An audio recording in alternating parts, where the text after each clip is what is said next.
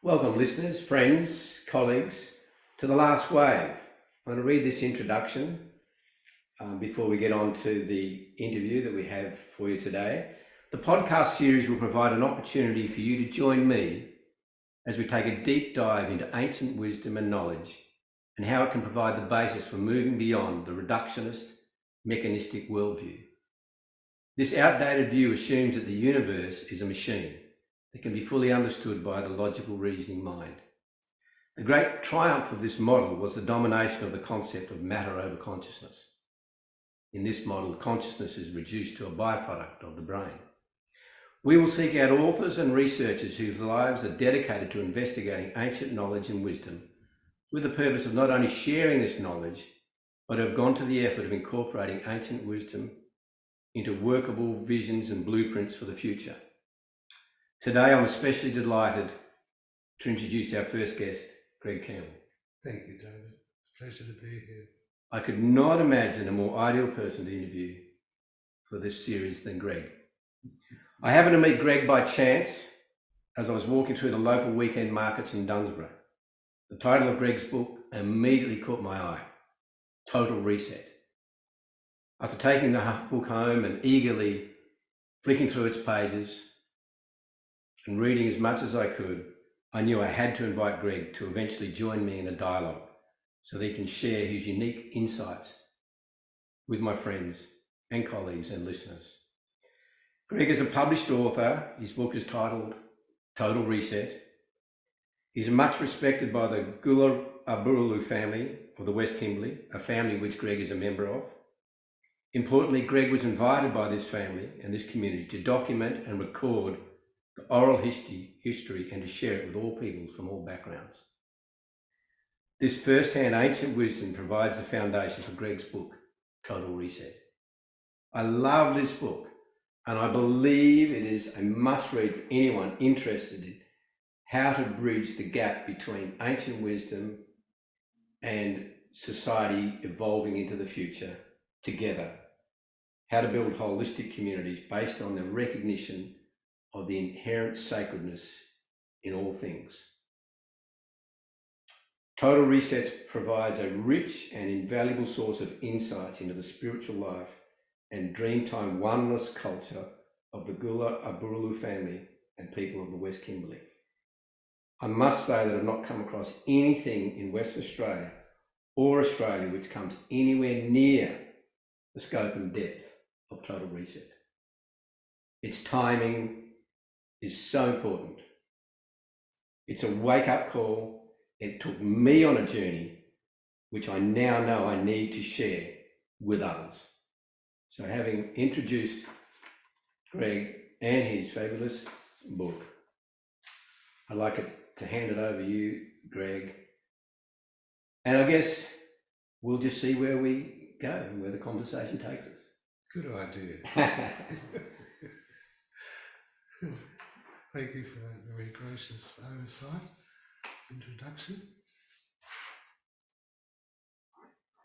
I guess one of the questions that sort of comes to mind first up, maybe in the book you talk about your experience on the beach down here as a young man, and it was a mystical experience, and I'm fascinated by this experience for a number of reasons, because it seems like your whole life took on a direction as a result of that experience. Definitely. And I understand that experience involved living through a number of past lives and right up to their deaths. And I have this question for you. It's a 2 or 3 part question, I guess, out of it is, how much of that was sort of destined to happen that day? And then how much of your life after that was destined to unfold the way it did? And the second part of the question was, it's a question really into the unknown for me. I've never even thought about this question before, but because of what you went through that day, and from my understanding of the practices that I've been undertaking in my life to investigate my own karma and the length and time it takes, how much do you think that event accelerated your own growth? So there's a sort of twofold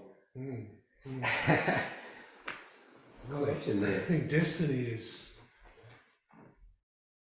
it can be understood in many different ways and therefore misunderstood as a concept. What we do know is that causes have effects, that actions have consequences, that we're living in a flood of impressions which become memory, and as energy is not destroyed, only it changes form, we hold it inside us. So we're holding vast amounts of energy in the form of what in the Vedic culture would be called samskaras or karmas. And it acts as an effective block on the appreciation, the appearance, the awareness of the reality of things, which is not what we perceive through our physical senses. It is a relative reality, a physical reality, but there's a lot more to this universe than that. Now, how one comes to that appreciation experientially, not just as an intellectual exercise, is a great mystery to me. I've seen people who have worked really hard their whole life, noble people, good people, doing excellent works, who are not spiritual people from their point of view, but from my point of view are deeply spiritual people in the most natural of ways.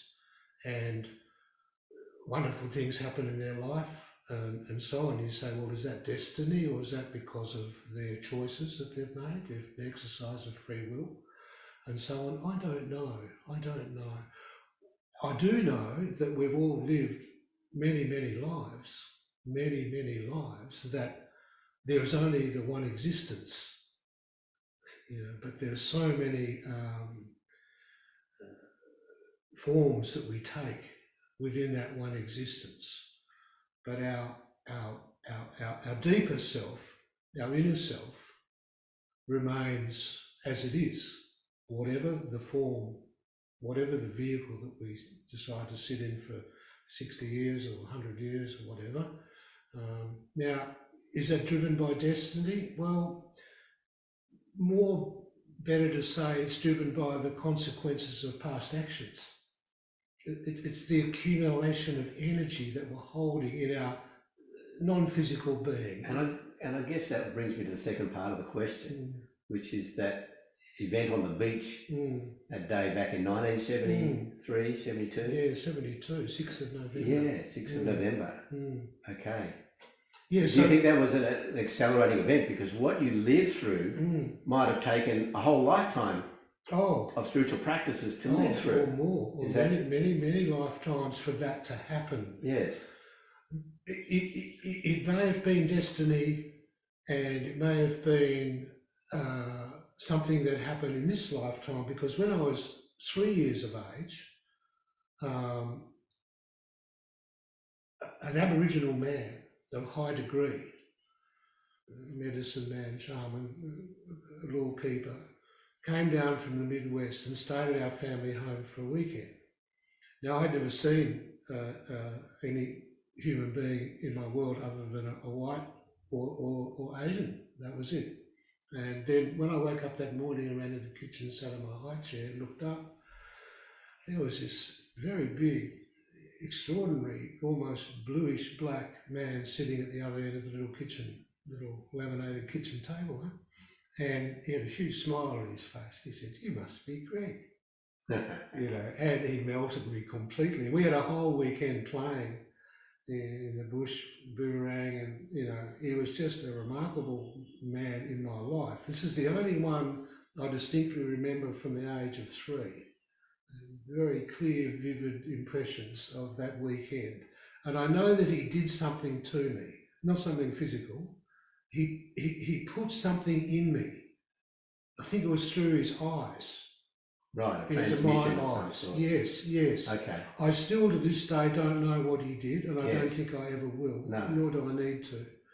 But I do know that it triggered something. Right. So when, for the first time in my life, at 23 years of age, I came down to the southwest. I'd never gone more south of Perth. I lived in Scarborough than Mandurah, and more north than Lancelin, and more west than Notwest, you know. So coming down here was a big thing, and I loved surfing at Scarborough Beach, even though it's not a very good break. I was there a few years after you. Yeah, winter's doing good, the same summers there's dumpers, you know, all Yes. the time. So coming down here was like a dream. And this was when there was still just Caves Road was a gravel track, you know. And so came down here 20 years after the Jupiter thing, Jupiter being the full-blown man, 23-year-old Aussie male. Loved tequila, loved beer, loved beautiful women, loved Sounds very football, familiar. loved cricket. You know, the whole life is so cool, you know, and you're full of that Yes, sort of, yeah, yes. right. So classic Aussie male. Not a gross Aussie male, because I had cultured mother. I was read a lot of books and so on and so forth. But just an ordinary Aussie bloke, and come down here to go surfing with my mate and his girlfriend. And yeah, so I turned up down at what a place I call Kundalini, not far north of Margaret River, the mouth of Margaret River, a few k north. And I'm sitting there at 5 in the morning, 5:30 in the morning, 6th of November, the sun's coming up, they're asleep. I'm outside my bathing shorts, so I'm ready to go surfing, but I thought, no, I'll just hang out here and wait a bit, because it's a bit dangerous to go surfing by yourself, you know, 800-metre break out there and white pointers and so on. So I was sitting there. The problem was, when we arrived, as we're walking down the hill towards this little shack that his girlfriend's family had in behind the dunes, just a little primitive shack, I started to get great fear of snakes being bitten. Like we were walking a narrow track, closed in bush, metre wide, and I can feel the very strong feeling of snake ready to launch itself and bite me. And it made no sense, because I'd spent my whole childhood playing in sand dunes at Scarborough Beach, playing in the swamps where there were snakes galore. I never had a problem with them. I liked them. I didn't see them as an issue. But on this particular occasion, this feeling now, so why did this fear, irrational, completely irrational, and I wasn't on grog or anything, you know, no drugs, no grog, nothing, just normal. Where did it come from and why?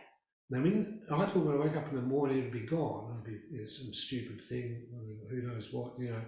But those sort of things never really happened to me, but this did. And then in the morning, this fear comes back again.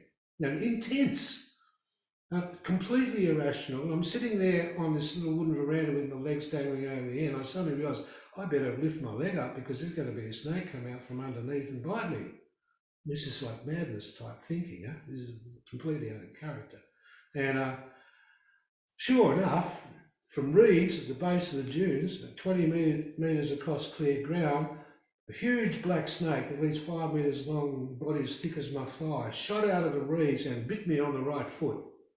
And I look at it, and I feel the fang marks, and it shoots back into the reeds, and it all happened in a nanosecond, much faster than was physically possible. But the rationality wasn't the issue at that point. The issue was, when I looked at my foot, I could see the 2 fang marks, and I could feel the venom rising up my leg. And it was a very big black snake, and I knew that I probably had no more than an hour to live. Right? Now, in physical reality, nothing happened. To the best of my knowledge, nothing happened in physical reality. But the experience was in physical reality. So this great serpent bit me, and I thought, I've got to find where I want to die, because no telephones, there's no mobiles, there's no fixed phones, there's nothing, no two-way. Our car was bogged way up on top. It actually took them all day to get it out. But so I figured, well, you know, there's no medication, there's no, you're cooked, where do you want to die? Well, I love the Indian Ocean, I'll go and sit there. That's as good a place as any, looking west, in Scarborough, sitting there looking west. So I go, I managed to get there, I sit cross-legged on the ground. This is a 104-degree day, Fahrenheit, and 40 degrees or something centigrade. Now, a beautiful blue sky day, no one around, not a single human being. I'm sitting there alone on the beach, a few minutes go by and I'm not there anymore. I'm dead, I'm gone. But only for a little bit, because suddenly I'm there again, but it's about 500 years ago. I'm an old man, not in a good state, laying in a pretty primitive dwelling, dying in pain, no one around, nothing. And I go through about 30 minutes, 20, 30, 40 minutes of this experience as that man. I'm not looking at it. I'm the man and I'm dying. And it was exhausting. And the moment I was gone from that body, there I was, sitting on the beach again, eyes wide open, looking around, thinking, well, am I dead or am I alive? Like this, there's no one else around. And I wasn't sure whether I was dead or was, and then it didn't matter because a couple of minutes later, bing, I'm no longer there anymore. And now it's 450 years ago. There's another one, like that. It went on like that 6 times. Then we get back here again after the last one. There I'm sitting on the beach. Now, I have no control over what's going on whatsoever. Zero. So the first time in my life, I have awareness of no control whatsoever at all. So it says to me, what do you really want? Now, it was a voice that had no sound. This is like inside yourself sort of thing. What do you really want? I thought, well, I really want one thing. I want to be with my beloved girlfriend, Lisa. She's in Paris. She's become my wife for 30 odd years. She's passed cancer, wonderful human being. I just want to be with my wife, with my girlfriend, right? And it said, yeah, well, that's fine, you can be with her, but if you want to be with her, you've got to die. Oh my God. Now, death was no longer an issue. I'd already died 6 times in one morning. And I was really, emotionally way beyond being a wreck. No more emotional wrecks. There's no more fear of death. Simple as that. I wasn't sure I was dead or alive, but there was no more fear of death. It's gone. So I'm sitting there looking at that and I'm thinking, well, that's a really tricky decision. Do I want to be her? Do I want to be with her? I love her so much. I've got to die. That is so disrespectful of the gift of life. It's like, that doesn't feel right at all. But then love is the ultimate power. Surely you go for love, not for life. That's an ego thing. So this thing goes on half an hour. I never looked more closely at anything in my life, I think. And finally I said, it's okay, I'll live. And instantly, sense of self expanded out 100 metres at least all around. Everything was no longer this little form here, it was all this itself. It was resonating with that awareness, that whole thing. And it was great explosion of bliss or ecstasy accompanying it. Like a best, climax orgasm you've ever had in your life, multiply it by 10. Whole body, mind. Yeah, the whole thing is just vibrating with it. It's not, it's uncaused. There's no apparent physical cause for it. So, and it's just vibrating like that. And then a few minutes, now it's 10 kilometres, 100. No, whole Earth, solar system keeps going. The Yoga 33 pulsations, David. The Yoga Sutras describes expansion as one of the cities. Well, all I know is this big snake bit me and I died 6 times, so to speak, the experience of, and then there was this transcendence thing happened. Yes. And I found myself looking at the whole universe through its eye, its EYE. It was its eye. Yes. Yes. And this is real. This is like the real deal. It's the no separation. None whatsoever. Impossible to have separation because it is it. Yes. And so here we are sitting now and it is this. One of the definitions of samadhi is that moment that we sense the connectionness to everything, Mm, you know, mm. and that we're part of the fabric of the universe, Mm. not a separate piece being No. pushed around by it, No. but we're part of the fabric. Totally. Yeah, and that's described Totally. as a samadhi experience. Totally. Yeah. So not as profound as well. what you went Yeah. through, which Yeah. I keep coming back to how profound that was, Yeah. and how much of the cliches we talk about in you know as obstacles. You talked about those obstacles, and the big ones in for instance that Patanjali outlines. I am this attachment to our identity, avoidance, of pain, seeking after pleasure, and one of the cliches I also know is the fear of death, right? So in that experience, it's almost like those 4 or 5 cliches, which are regarded as the ground of our samskaras, of our conditioning, of our programming, and our habitual patterns and pathways, were divinely sort of illuminated for you or cleared for you. Or, what I came to understand, a long time later, decades later, was the rainbow serpent, but I came much earlier to understand that in the Vedic traditions, Kundalini, and that power with me that day was merciless and just simply obliterated everything. Right. Yeah. And when that sort of 33rd thing happened, now this whole, and when I say universe, I mean past and future, hundreds of millions of years each way, are all timeless. Well, there's your beyond time and eye space. looking at itself. Yes. The realm of all possibilities, whatever manifested, it's all there. Whatever will manifest, it's all there. And it's all that one. It's all that one. It's all the dreaming. It's all consciousness. It's all energetic, intelligent consciousness. It's one system, and everything within it is conscious. Not just human beings, animals and trees. Everything. It's the foundation, or what the great Aboriginal elder Lulu, who I call Paddy Wright, refers to as the ground at the bottom of everything. Gari, the dreaming. Yes. Chukurpa, in Central Desert, Niting, I think, down here, for Noongar people, Wurundjeri, and so on. Yeah, well, we are on Wurundjeri. So look, all the cultures know this stuff. Yes.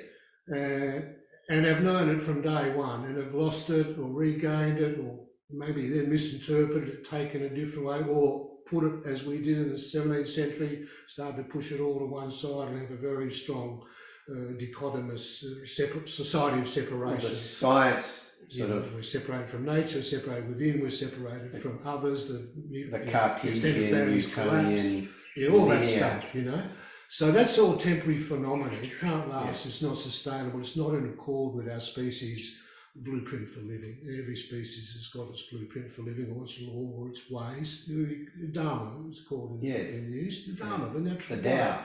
The Tao, the natural, that which is the way. What it is. It has no definition really, or no name. It is the way. The first law is called Earth Law. This is the root of the issues facing the world today, is that we've become disconnected within from that, and then in our social and economic structures have created institutions so on which ensure separation rather than bringing together. It's the divide, keep it apart, control. And I guess to appreciate that, you had an experience which gave you a real insight into that from a very early age. But what to do with it? Is the question what to do with it. And exactly. I guess you got the answer the next day because you came back to Perth. Actually, that day. And there's a book on your doorstep. Yeah, I know, it's extraordinary. Called The Play of Consciousness by Baba Muktananda. And you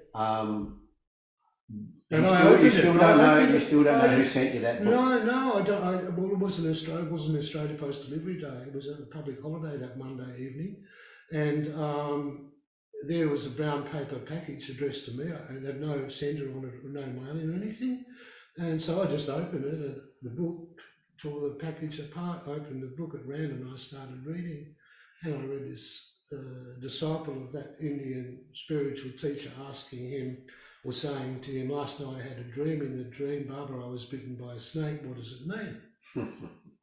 I couldn't believe it. I mean, I just, you know, this is when I realised from that point on that things were never going to be the same again. And so there's a synchronicity at work there. Yeah, oh, huge, huge, Yeah. huge. And he didn't wait around. He didn't. No. He didn't. the time collapsed. He didn't give me any time to process it, Yeah. or whatever. I just there hit me right in the face that very evening, and I turned to my friend Russell and I said, "I'm going to India." Yes. I mean, what else would you say? Absolutely. Of course, even though it wasn't the dumb thing to be doing. I had an experience where a book jumped out of the bookshelf, landed on me. and Good one. there was a woman there who saw the whole thing. He said, that book's meant for you. Oh, and it definitely. was absolutely meant for me at Definitely. that time Yeah. of my life. It's about 30 years ago. Davey was with me at that time. Yeah. So Oh, congratulations on your little booklet that I read the other thank day you. too. What's the title again? it was the Sowing the Seeds, or Excellent.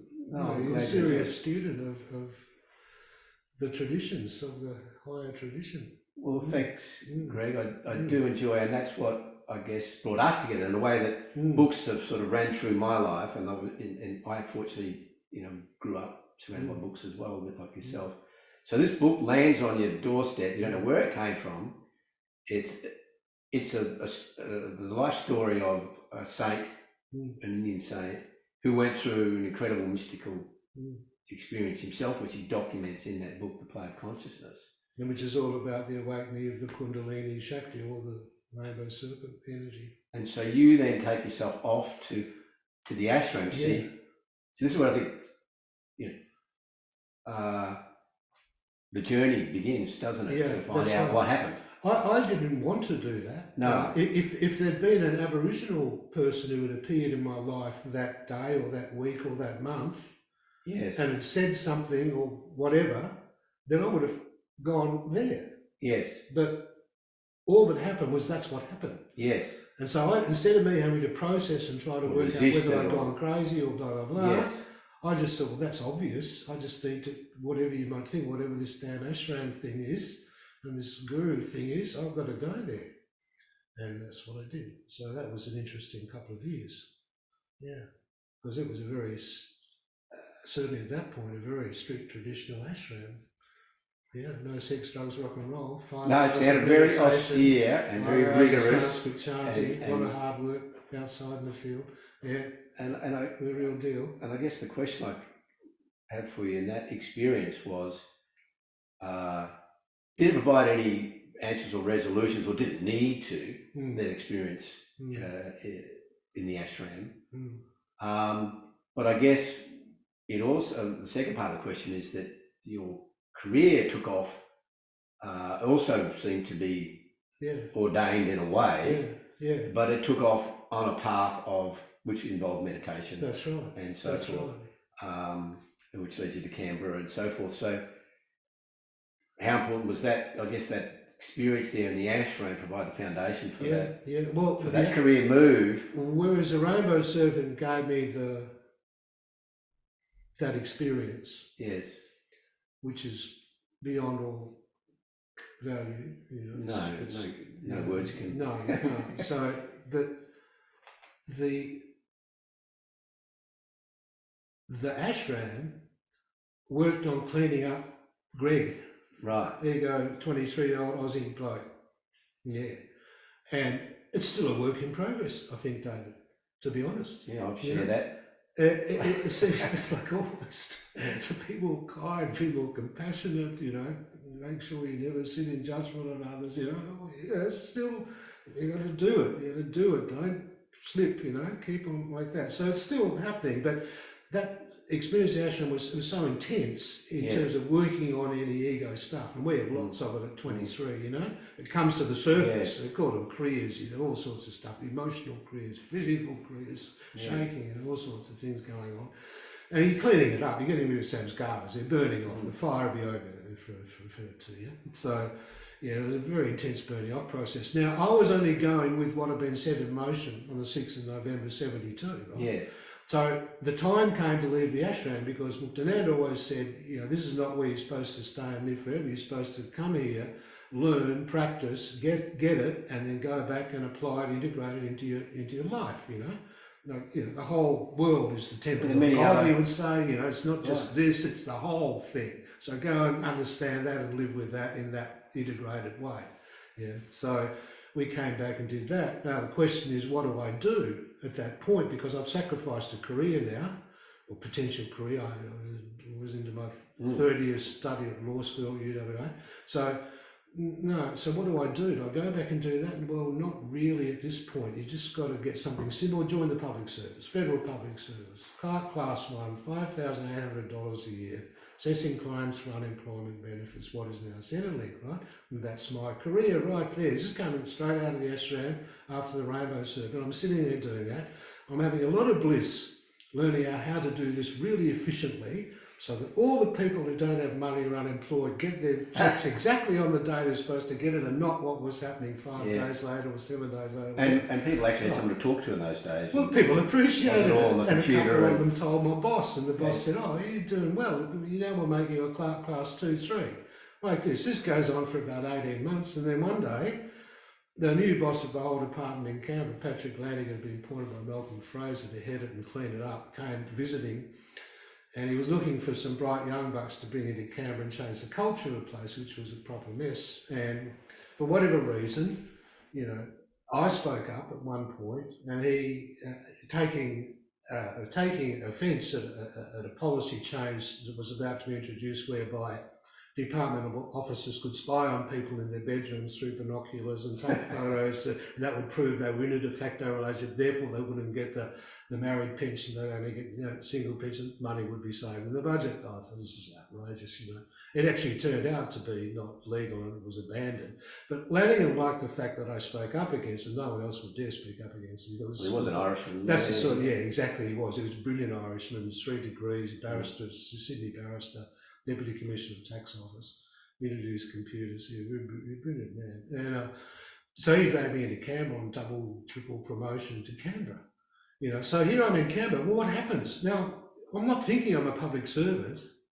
I'm doing my daily practices. I'm doing my chanting and meditation, hatha yoga, but I'm not imposing it on anyone. I talk about it. I just do it from, 4:30 to 6:30 in the morning, and then I just have a normal day and go and enjoy, cafe at Cock Beach or whatever, that sort of stuff. It's all just generally normal life, but this thing has happened on the 6th of November 72, and I can't get rid of it. There's even times when I tried to stop this awareness, this consciousness, please, just leave me alone, let me be a normal guy again, you know. Well, I was a normal guy for the outside world, but inside, we're completely different. So anyway, it takes me to Canberra. The day I arrived, Lanningham calls me up to his office at 6 in the evening. He says, now, young fella, you tell me everything about yourself. So I tell him everything about myself. And this is the way I've been since that day. And he starts to get very amused by it all. And he starts to get very pleased. And he says, I had a senior executive who had a stroke the other day. Very sad to see him in hospital, half paralysed. He said, too much stress, you know. There's a lot here like that. Can we do something about this meditation thing? That could help people, yeah? I said, oh, definitely. He said, well, let's do it. We do learning stress courses with meditation. This is very progressive. 1978, wow. 79. It's a foresight. Oh, yeah, way ahead of the game. And the other bureaucrats in Canberra at the time were not like that at all. So we went ahead and did it. We had the first meditation thing, 1 hour in the middle of the day, lunchtime, was being done for free, service to everyone in the headquarters in Canberra. There were about 900 people. Well, there were about 60 people turned up. I was amazed. I thought, this is weird, you know. This is like meditation's only embraced by hippies and people don't know what to do with themselves, and seriously religious people, you know.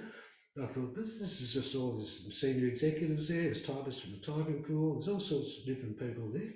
I talked to them briefly for 20 minutes or so about meditation, the mind, tell them we're going to use a mantra, a hamsa, so with the breath, and we all go to meditation, and 20 minutes meditation, we come out and ask, well, What happened? Oh, it's just tears in the eyes of people. Some had heard thunder roaring on this blue sky day. Others had seen lights. Others had seen visions. Some had seen something in the future. Yeah, and they're all just chatting away about this. Like, I hadn't had some of the experiences they were talking about. So the next Wednesday lunchtime, the 80 people turned up. And it went on like this. At the end, there were like 300 people coming. Yeah, it was teaching them all to meditate. Now, that wasn't my job. It was something I was doing, as it turned out, 3 lunchtimes a week for a couple of years in Canberra. And many came from many departments, including military and intelligence service and so on, to see what it was about. And so that's... You took this to other organisations as well. Honeywell, was it Honeywell? Well, and then Telstra. Yeah, but I didn't intend to do that. So No. this is not it. I was just doing my work and had a mortgage and a car and a wife and 2 children. But Lanigan wanted me to do this work, so I did this work. And people seemed to get something from it, so they wanted me to keep doing this work. So I just kept doing it for free. Wouldn't it be wonderful if someone like you in Canberra now wouldn't be in the mess we're in? But one day, one of the generals who came told his mate in Melbourne, Richard Pratt, who became wealthiest man in Australia at one point, billionaire, about this work. And Richard had an open mind. He was intrigued by the fact that it might give people in the sporting field, not to speak of his organisation, which was a large one, a competitive edge because they get their mind together. As he'd already worked out that one of the big problems in managing a lot of people is this whole cultural mind. Yeah, exactly. How do you get them as a really cohesive, high-performing, switched-on, excited, positive team, right? That great mystery, which is still a mystery for... The flow state, they call it now. Is that right? Oh, good one. So Richard had me come over to Newport, Rhode Island with him and the team that he put together for the 1983 America's Cup. And I was their medal preparation guru, basically. So every morning, the SAS guy did the physical training with them, and I did the medal preparation with them. And that's how it went. Well, we were knocked out of that cup because Australia too, as you may recall, magnificent design and very well managed by Air, but Warren Jones was the manager who really was the one. And Bertrand and the crew, outstanding team effort. Rightfully won the cup, first time anyone ever defeated America in 100 odd years, and then to win that America's Cup, the prestige of yachting supremacy. So, but when I came back, one of the guys I trained actually sailed in the last 7 races on Australia too, and he knew what had happened to him. I mean, 19-year-old apprentice turner fitter from Williamstown. He's just a young Aussie kid, and very nimble, a cool guy. And he got the benefit of being under great pressure and stress and not cracking, because he understood what this sort of centre is, where you're there, you're right there in that space, and you just go with that flow. Mind is sort of not so much involved, it's just you're there and you're being. What did Lulu had a word for this that you talk about in Total Reset? Yeah, true feeling. True feeling. Yeah, true feeling. True feeling is a big thing, a very big thing. In our culture, we mainly use the intellect and the mind in order to work out decisions, We use emotional stuff as well to sort it, right? But we rarely use our true feeling. Now, the way Lulu explained it, true feeling, the power or the seat of it is the belly. Here, the belly. You can say Manipura chakra in the Vedic tradition. He said that this is the seat of Lian, Lyin. This is the seat of Lian. Lian is like the thread that connects you to the whole. So if you like, it's the golden thread. Yes. It's invisible. So about like the umbilical cord connects the baby to the mother.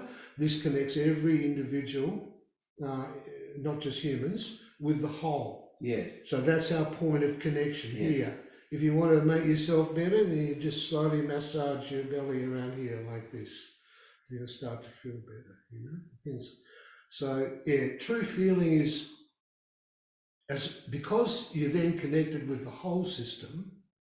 That's the intelligence of the universe. Then it flows in. Yes. So it comes in as what we refer to generally in English as intuitive awareness. So that instant gut feeling, yes. right? Intuitive awareness before the mind then kicks in to interpret it. Just there, that very instant. That is the way to go. Yes. But people ask me at the moment with the referendum, should we vote yes, should we vote no? And I say, well, you should inform yourself about all sides of the argument, but then go with your true feeling. Yes. So everyone try to sort it out with their head. But no, properly speaking, you only ever travel with your true feeling.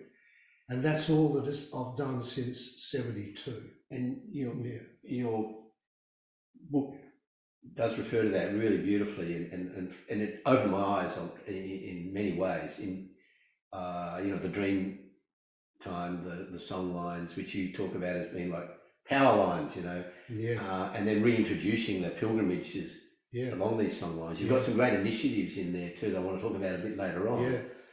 But the term that you refer to from the outset, in fact, the term that you recommend we all need to come to grips with for this transformation that Lulu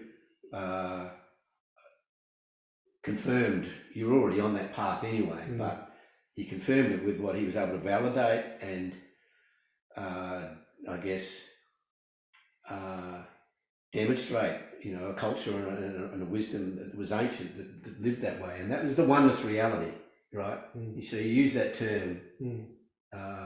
It's a part of what you're presenting. So I thought you might spend a few moments you have been talking about it really in a sense, but this concept of the lian and this connection as to the whole is a segue, I guess, into because how important you're saying it's so important to come to grips with that for any changes really to take place. Come to grips with what? Oneness reality. Yeah. And because it's like if a lot of changes can take place before that. All right. Okay. No, definitely. People can work on it. People can work to become more self-aware, more mindful, more honest, less denials, becoming more aware of the little patterns of the mind that are triggered by certain things. All that stuff is important work to do. Yes. Yeah, you could also add to that spiritual practices, whatever they may be. Yes. Sound, dance, meditation, studying texts, sacred texts, etc. Even taking entheogens, in the right ways and so on. All the work can be done and should be done. Yes. Yeah.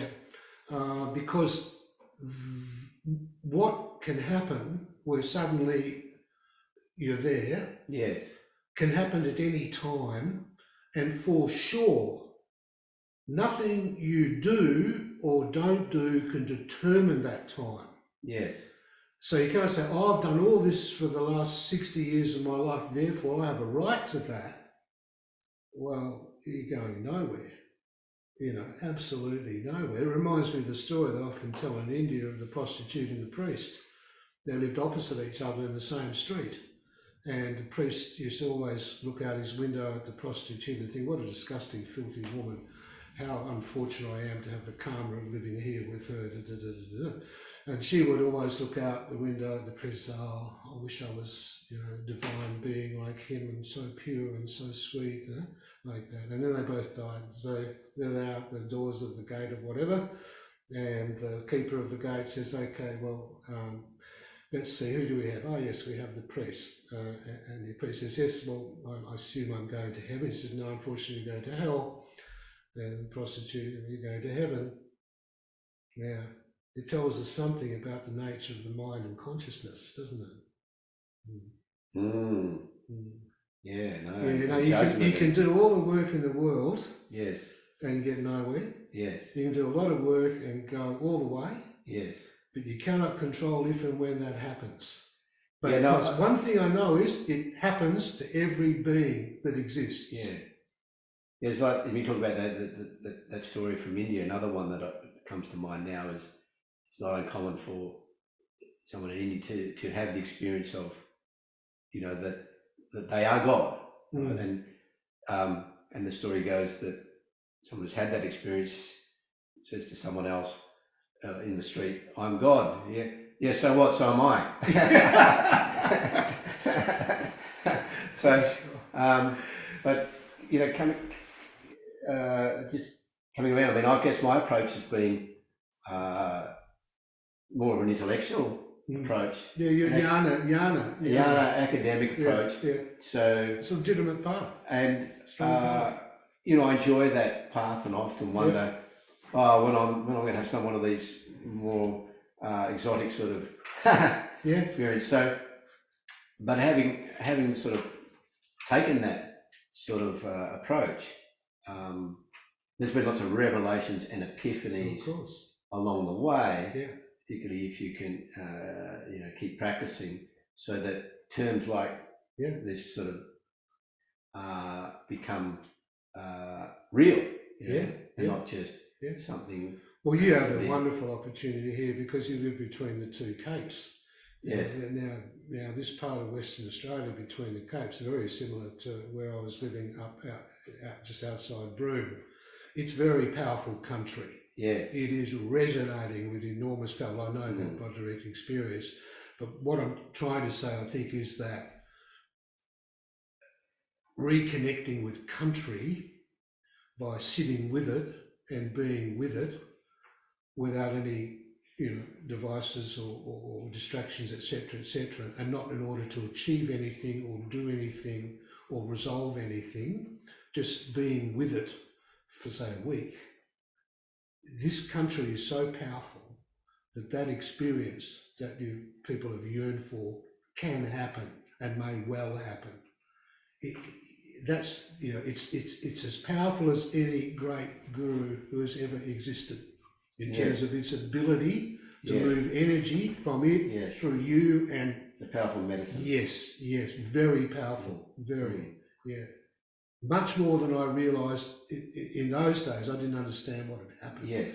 But now in retrospect, particularly as a result of 31 years with the old man and then the Glarblue family after he passed, I come to understand how important a relationship with the natural world is for those who are seeking a spiritual aspiration. It's really important. Beautiful. And the old rishis all lived in the forest. Yes, that's right. Know, everyone lived in the natural world. And they intuited, you know, so much knowledge from that, you know, anatomy, physiology, science. Yeah. I mean, they were able to, by immersing themselves in that. And so we think here are, you know, the original Australians who've been now here, we know, for at least 65,000 years. It's certainly 42 plus, 47 plus in this region. Yes. Can you imagine that many tens of thousands of years of observing the world around you, the natural world, and passing on the knowledge that you learn about all sorts of things? I mean, 1,000 years of that gives you a huge amount of accumulated knowledge.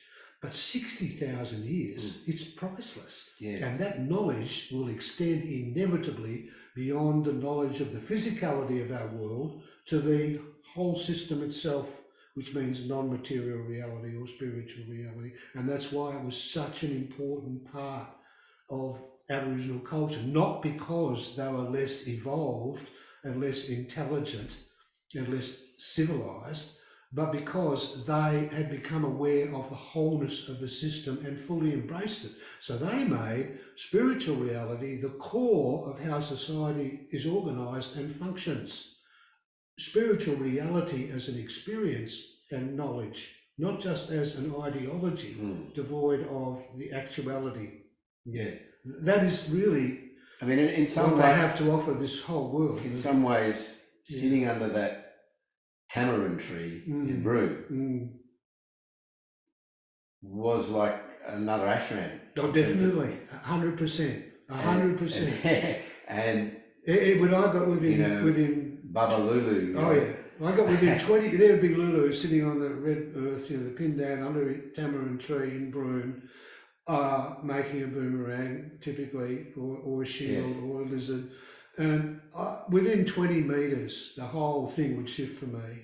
It became like an ashram space completely. Yes. It was peaceful in that in that space, very peaceful indeed, and very light. Lulu never had any dramas going on at all that anyone was aware of. You know, it was a beautiful space to be in. So, and also, as in the ashram, often we would sit there for some hours and not speak. We would just sit there. And he would make something, or he'd be teaching me to make something, I'd be making it, we were just making.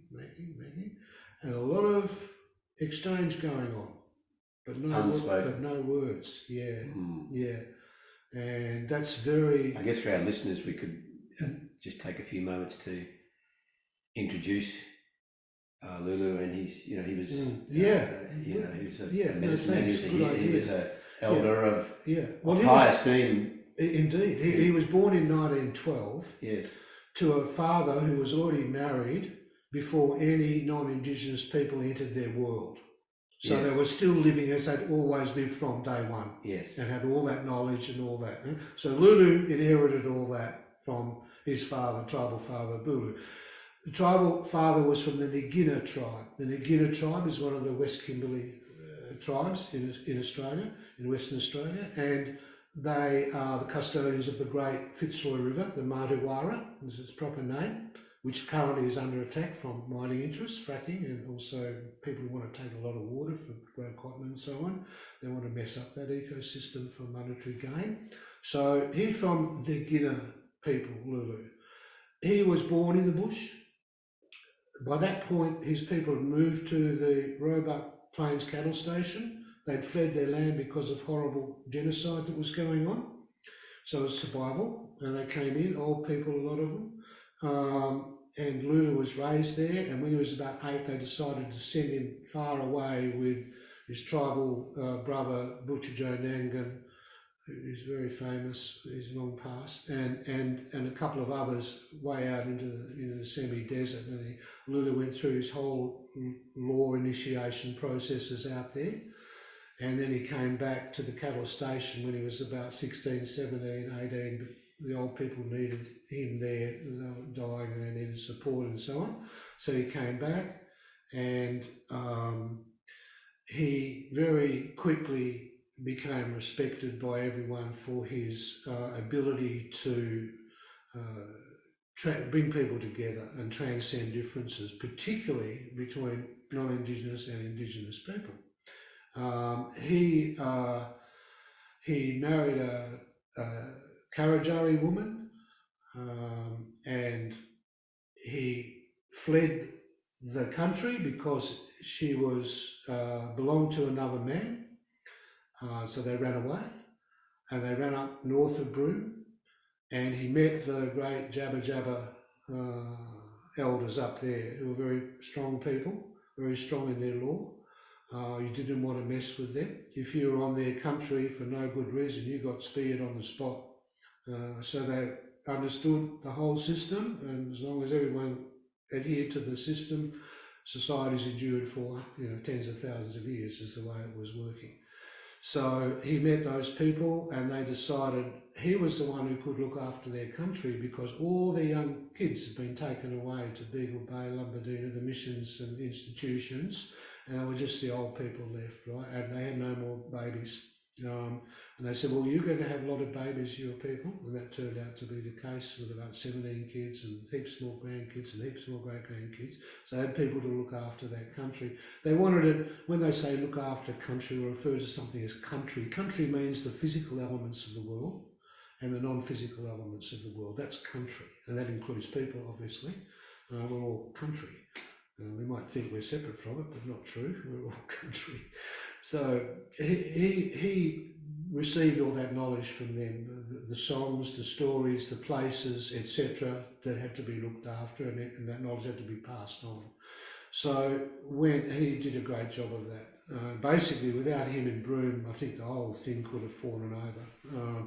But he kept the law going. He was very strong in the law, is what people would say of Lulu. And he was the keeper of 2 laws, so he was a big man, and he was, as you pointed out, a shaman, a medicine man, and what they call up there a mubbin man. So he had those powers. Now, those weren't his powers.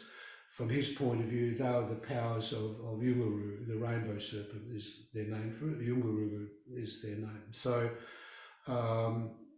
he was his conception totem, Yungarugu. Yungarugu entered his mother's fetus in the form of Lulu.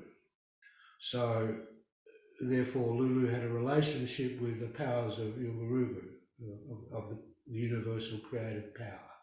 So lightning, for example, would never hit Lulu or any of his people. Snakes he could talk with, and he could move them on or shift them, whatever, you know. There was this whole, he saw spirits everywhere all the time. He could leave his body and go and do something somewhere else, not in his physical body, like healing, classically. He could bring people back from the dead, which he did on one occasion. You know, all the usual stuff. Now, when you're with him, he's just he would say, I'm just a silly old black fella sitting on the dirt making pyramids, but I don't know why people want to come and see me. I don't know why, you know. So, and the mob, you know, when he would do something extraordinary, the mob, the family, the mob would just think, oh, well, that's nothing, he's a mummy man, you know, what do you expect? It was like no big deal at all. In Lulu's world, sitting on the ground at the bottom of everything, living in Mugarigo, in the dreaming, it's all a connected oneness. There's no, I am big and you are not big, or I'm smarter than you, or I've got more power than you. That's an unnatural state of separation, of division, of dichotomy. In his world, the sacred and the secular were one. They were fused. There was no separation at all. So, of course, no one goes around saying, oh, I'm a sage. You know, I'm a wise man. You know, I'm someone. He told me one day, he said very, very clearly, straight out, he said, just remember one thing, Bubba, the bigger the man, the smaller his mouth.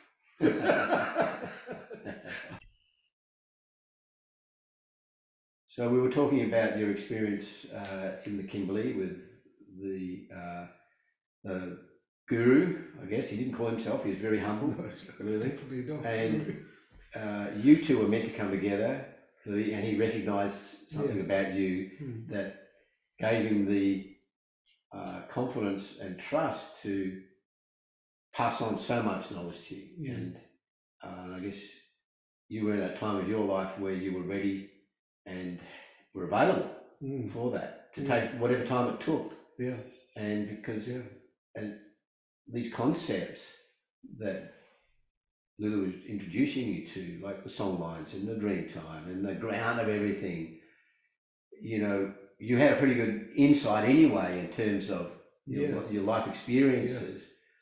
But to then be able to sit with someone who, as you explained, you know, embraced this, lived this, was born this, and this is the way he saw the world. It wasn't an intellectual thing. He lived and breathed it every day. So that was you were able to deepen your understanding, I guess, in that moment. And so like something like song lines, which I'd love to hear a little bit more about. Because I've never really taken a deeper look at it. Yeah. Well, whereas the ashram in India was hard, you know, hard work, with Lulu, it was harder. I didn't expect that. Yeah, that's right. And nor did I at the time. And much more subtle too. I mean, he basically made very clear to me that I really hadn't gone nowhere because I didn't even know how to walk. So he said, first thing, I'm going to teach you how to walk. Right. Oh yeah. And then I'm going to teach you how to listen. And then I'm going to teach you how to see. Okay. Now, these were things I thought I understood. Well, I understood them in my own way and so on, but the Aboriginal way is the real deal. Right. Yeah, we're talking traditional Aboriginal people of high degree. It's the real deal. Yes. It has been from day one, and it continues to be, and there are still quite a few Lulus in Australia. Sure, and it always will be. Absolutely. And not all of them are necessarily Aboriginal or Torres Strait Islanders either. So, you know, it's an interesting state we're in. Lulu's great realisation in the mid-1980s was that bringing people together is critical to mapping the future. The future can't be mapped through contending parties, one seeking their way superior to the other.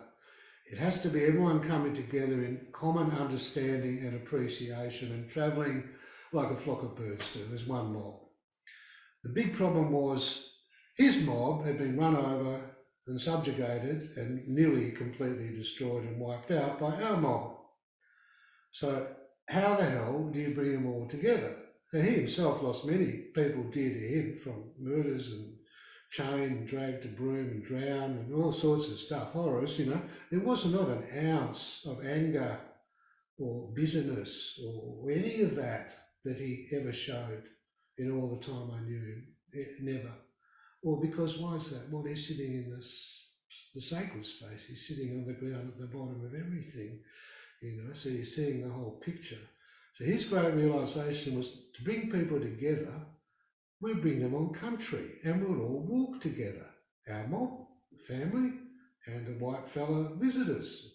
White fella, he referred to everyone who was non-Indigenous, white, yellow, pink, green, whatever, he just called a white fella.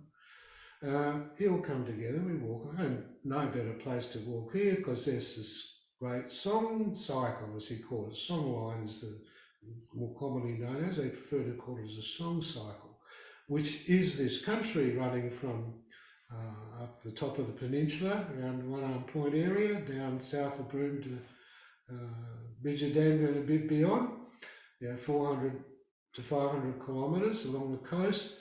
It's the journey in their culture, in their world, of a great ancestral being who came down creating all this. So this now is all vibrating in this way, with these forms. That ancestral being has assumed these forms, just like ancestral beings have assumed these forms, this form, you know, whatever, all these different forms. Okay, it's all vibrating with that energy now, and it's taken on and is holding and will ultimately lose physical form. So Lulu said, well, if we bring everyone together and give me the opportunity to walk the song line, then maybe people will wake up. Maybe the power of country will really get inside people and wake them up. And therefore, at the end of every walk of the song cycle, called the Lurujari Heritage Trail, or the Lurujari Dreaming Trail, every walk the Gulabulu people have done since around 1987-88,